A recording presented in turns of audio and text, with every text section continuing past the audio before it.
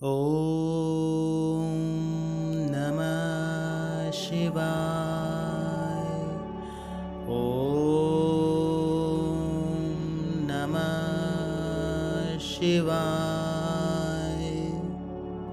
जय श्री कृष्णा, राधे राधे, जय माता दी। हर हर महादेव, जय भोलेनाथ। आप सभी पे भगवान भोलेनाथ की कृपा बनी रहे, आप सभी पे भगवान भोलेनाथ का आशीर्वाद बना रहे। आपके जीवन में जो भी घटनाएं होती हैं या आपके जीवन में जो भी घटित हो रहा होता है या आपके जीवन में जो भी घटनाएं हो चुकी होती हैं या भविष्य में होने वाली होती हैं, उन सभी घटनाओं के योग बनते हैं। जैसे आपकी शादी होने वाली है या आप शादी करना चाहते हैं या आपके भविष्य में शादी होने वाली है, तो शादी के योग बनना शुरू होते हैं। एक समय होता है जहाँ से योग बनना शुरू हो जाता है कि हाँ, आपका ये योग बन रहा है, इस योग के साथ में आपकी शादी होगी। आपकी नौकरी लगनी है तो योग बनना शुरू हो जाता है। इसी तरह से जीवन में आप कुछ पाना चाहते हैं तो योग बनना शुरू हो जाता है। कहने का अर्थ यह है कि जीवन में जो भी कार्य आप करना चाहते हैं, आपकी कोई मनोकामना है या आपका कोई घर बनने वाला है, आपका कोई सपना है, सपना पूरा करना चाहते हैं, तो हर चीज़ के योग बनना शुरू होते हैं, तब जाके वो चीज़ें घटित होती हैं। ऐसा नहीं होता है कि आज आपने सोचा हो कल वो चीज़ें हो गई या कल एक झटके में ही सारी चीज़ें बदल गई या सब कुछ हो गया। ऐसा चमत्कार जीवन में नहीं होता है। हर चीज़ का योग बनता है, हर चीज़ का एक समय होता है। कुछ चीज़ें आपकी कुंडली में निर्धारित होती हैं कि हाँ, आपके जीवन में ऐसी ऐसी घटनाएं होंगी। ये आपके कर्म पे भी निर्भर करता है कि वो घटनाएं होंगी कि नहीं होंगी। जैसे आप ज्योतिष के पास जाके अपना हाथ दिखाते हैं या कुंडली दिखाते हैं, तो वो बहुत सारी घटनाओं का विवरण देते हैं कि ऐसा ऐसा आपके जीवन में हो सकता है। वो आपके कर्म पे निर्भर करता है कि आप कैसा कर्म कर रहे हैं या कैसा कर्म नहीं कर रहे हैं। अभी जैसे आपके घर में कोई वास्तु दोष हो या आपके घर में नकारात्मकता हो तो दीपक में फूल बन जाता है। ऐसा एक कमेंट्स आया था, इसकी वजह से मैंने आज ये वीडियो बनाया जिसमें मैंने टाइटल भी डाला है, थंबनेल भी डाला है कि क्या दीपक में फूल बनना नकारात्मकता है।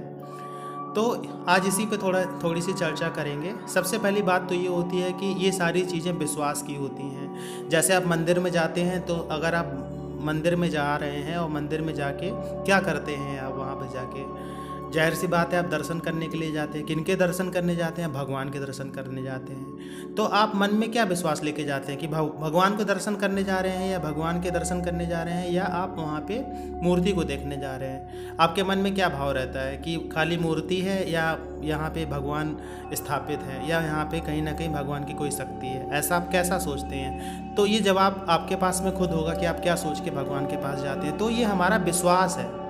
कहने का अर्थ ये है कि जब तक आप विश्वास रखेंगे तब तक उस मंदिर में आपको भगवान दिखाई पड़ेंगे, और जहां आप विश्वास ख़त्म कर देंगे, जहां आप तर्क पे आ जाएंगे, वहीं पे भगवान आपको दिखना बंद हो जाएंगे। फिर आपको ये लगेगा ये सब कुछ नहीं है, ये सारी मनगढ़ंत बातें हैं और इन बातों में कुछ नहीं रखा है।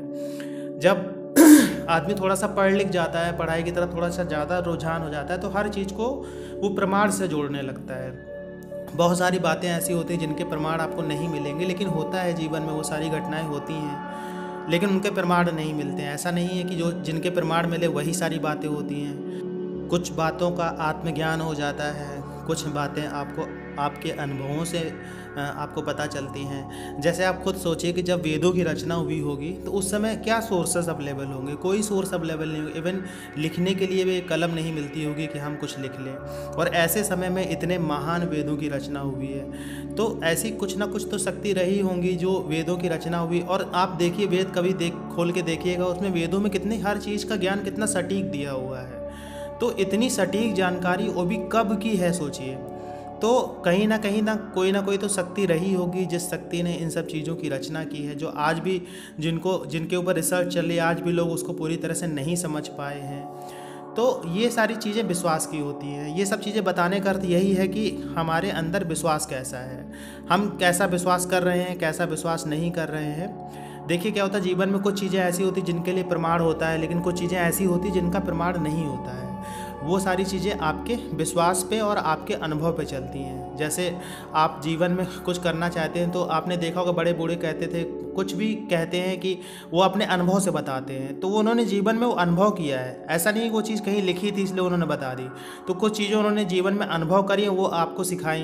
जब हम वो चीज़ें करने बैठते हैं तब हमको पता चलता है कि हाँ वो सारी चीज़ें सही बताई थी उन्होंने, और आप उनकी बात नहीं मानेंगे, फिर आप उस चीज़ें फंस जाते हैं, तब आपको लगता है कि नहीं वो देखो सही बता रहे थे। तो ये सब चीज़ें अनुभवों की होती हैं। जैसे आपके दीपक में अगर फूल बनता है तो आपने भी अपने जीवन में कुछ अनुभव किया होगा। देखिए, ऐसा नहीं होता है कि आज फूल बना और कल या परसों आपके घर में कोई दिक्कत आ गई या कुछ परेशानी हो गई तो सब कुछ फूल की वजह से हुआ, ऐसा नहीं होता। हमने बोला ना, कुछ भी होना होता है तो उसका योग बनता है।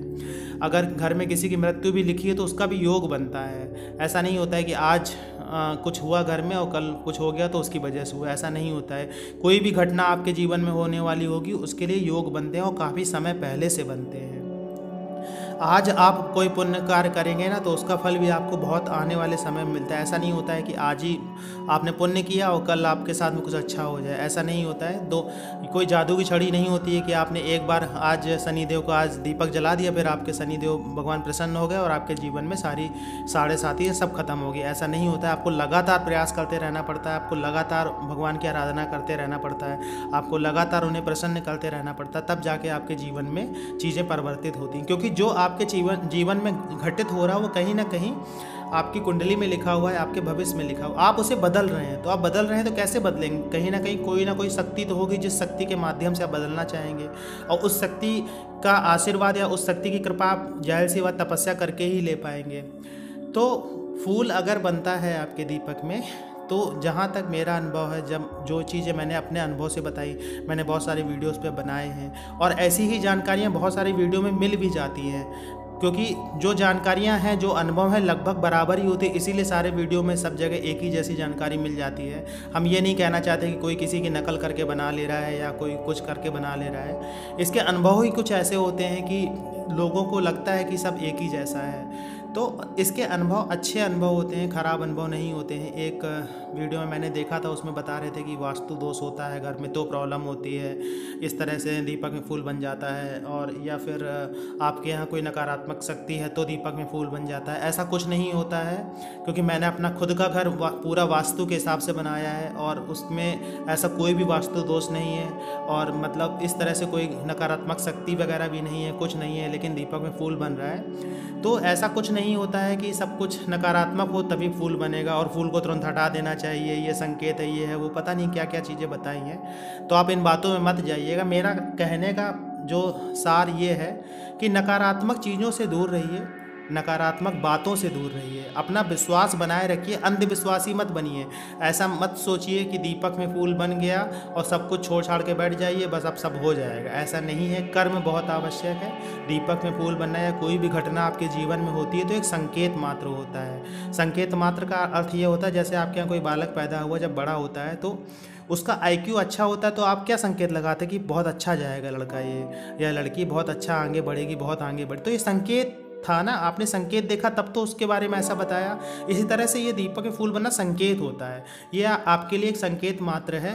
इस संकेत को मैंने बताया भी था कि एक द्वार की तरह समझिए कि आपके लिए एक द्वार खुला हुआ है। आप भविष्य में कुछ ऐसी चीज़ें कर सकते हैं जो बाकी लोग नहीं कर पाएंगे। आप इस बात को महसूस करेंगे जब आप इसमें प्रयास करेंगे और अपने जीवन में सफलता पाएंगे। आशा है आज की जानकारी आपको अच्छी लगी होगी। जानकारी अच्छी लगी हो तो वीडियो को लाइक करिएगा, कमेंट्स में जय माता दी, जय श्री कृष्ण, हर हर महादेव लिखिएगा। मिलते हैं आपसे अगले वीडियो में, तब तक के लिए जय श्री कृष्ण।